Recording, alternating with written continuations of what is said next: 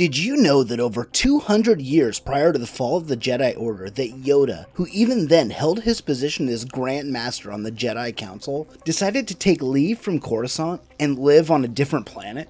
It all started on the planet Turok, located all the way in the galactic frontier in the Outer Rim, and a war between two primitive peoples, the Scalvi and the Crulkons. The Scalvi were generally a peaceful species, but were consistently being raided by their enemies, the Crulkon. It was during one of these raids that a young Scalvi boy named Bree attempts to reach out for help using a radio in an old ship that he had been attempting to repair.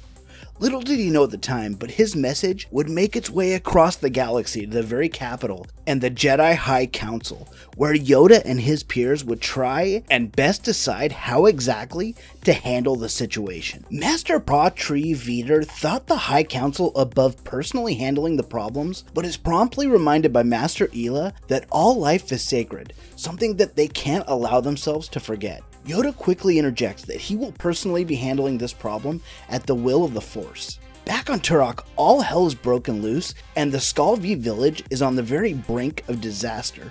Thankfully, Yoda shows up just in time to turn the tide. A whirlwind of light, he soars amongst the Crulkon, not aiming necessarily to kill, but only to disarm. Overwhelmed, the Crulkon soon bring in a new weapon, a mounted turret that almost takes Yoda out, but he is able to destroy it with a well-aimed toss of his lightsaber. Lost to bloodlust and rage though, Bree attempts to execute one of the fallen Crulkon with an axe, but Yoda stops him using the Force. He tells Bree that this is not the way it should be, and decides that he will stay on Turok to protect these people for as long as it takes. While he's there, Yoda becomes something of a mentor and a friend to Bree. In turn, he learns much about the Scalvi culture, and Bree gifts him with a Tarati, a musical instrument that his people enjoy playing.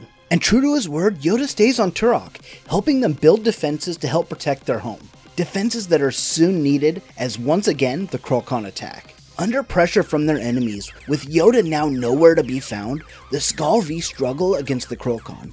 Thankfully, Bree has been developing a new device that sends out some form of sound that the Crulkon did not like, forcing them to retreat. After the battle, they search for Yoda, but only find his lightsaber, quickly coming to the conclusion that he has been taken.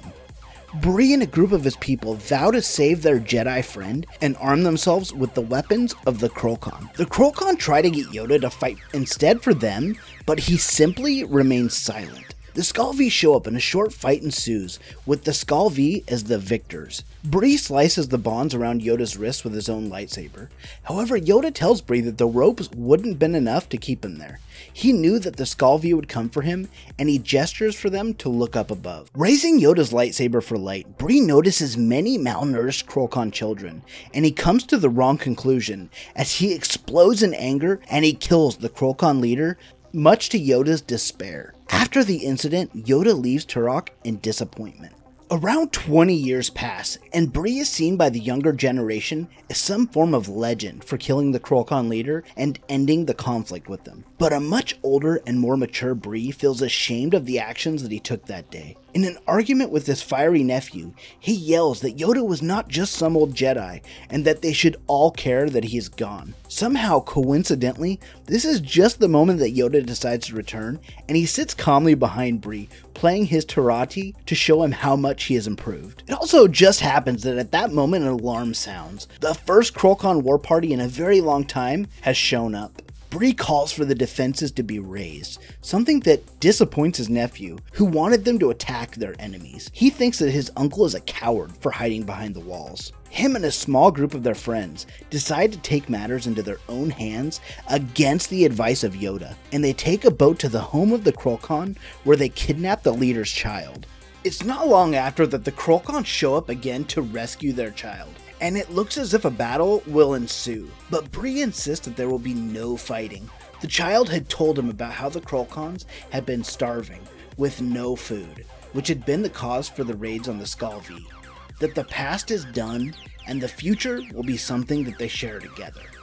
Yoda returns home to Coruscant, finally believing that the Scalvi and the Crulkons will be okay. All it really took in the end was patience and a little bit of trust.